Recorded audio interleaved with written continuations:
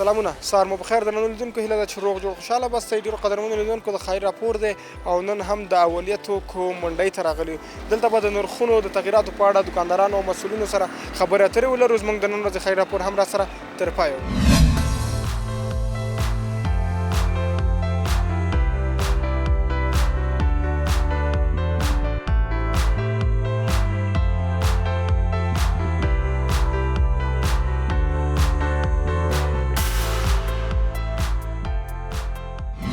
درنو لیدونکو حاجي صاحب محترم تر څنګ ولاړ دی سره خبره اترې کوو ګورو څه کاره دی څه مسؤلیت لري څه وظیفه لري په دې منډۍ کې خبرې به ورسره وکړو د نرخونو په اړه باندې سلام حاجي صاحب خوب بخیر خیریتی خوب هستید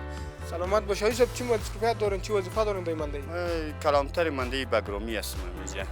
خب چطور است وضعیت دکاندارا در روزا خوب است وضعیت دکاندارا وضعیتشون خوب است مال میایم یک ذره سودا و فروش نیستم تو کم است کم شده بله نمیفهمم چرا مردم خب همون مردم است نان میخورن تو نیست که مثلا بعد از تحویل زیاتر مردم میگه دکاندارا میگه کار نیست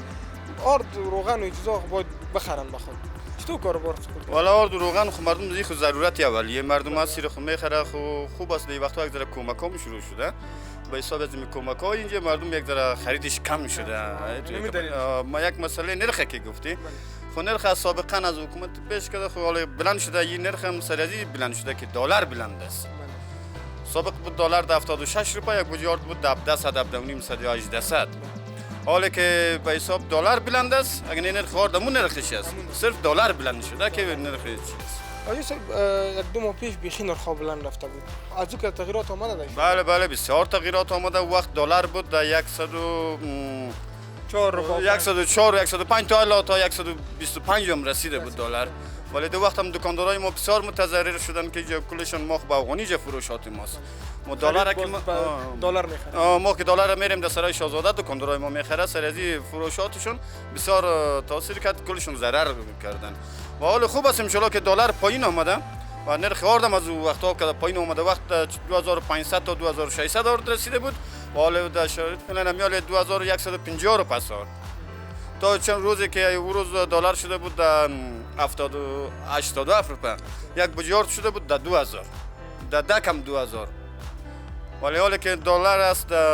گاهی وقت در 92 است و گاهی وقت 93 در 91 و نیم ولی فعلا هم است آرد در 2150 روپیه برو خوب است دیگه خداوند رحم کنه دیگه هم دلار پایین بیاد که مردم ما اقتصادی بسیار ضعیف است ان شاء الله که این دلار هم پایین بیاد که نرخ مردم هم وضعیت اقتصادی مردم هم ضعیف است خداوند رحم خدا کنه سر مردم سر ملت افغانستان آمین سلامت بخیر باشید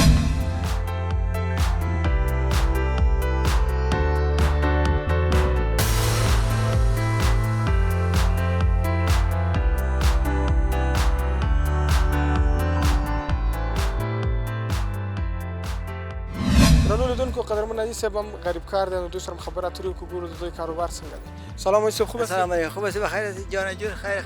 سلامت باشی زنده باشی چطور است کاروبار چطور است نرخ‌ها آرد برنج روغن چیز خریده میتونین نه بالا نیستم نه کار از نبارم تو نرخ‌ها قیمت است تکای خریده میتونم خب حالا خودت اینجا چی کار میکنی ما غریب کاری دم لب سرک میشیم یگان کباربری ترا میکنیم خب زرنگ داری یا کراچی این دم لب سرک هیچ نداریم خب مثلا جولی تا موتر برشون بالا جولی کار میشه نمیشه کم میشه دیگه زاف نه خب یک بوجار چند روز خریده میتونی چند روز کار کنی یک بوجار هیچ تخریدن سرکی میخریم میگه چی میگه سرکی میتونی ها سر چند میتونی سر کسی 120 روپیه 120 روپیه 320 روپیه میخی بلند است والا یک سر تو حساب بوجی شگه بگیری معلوم نمیشه نه برو خداوند رحم کنه کار بارتون برکت باشه امید از یک روز یک موتر بربری را استود کنی خیر ببینی خوش باشه سلام هلو درنو لیدونکو زموږ د نن ورځې خیر راپور هم په همدې ځای پای ته رسیږي تر بل خیر راپوره پورې چې د کابل خیرې بلې سیمې ته ځو او ستاسو درنو حضور ته ځلیږو تاسې پورې وبخښونکي خدای سپارم الله مو مل شي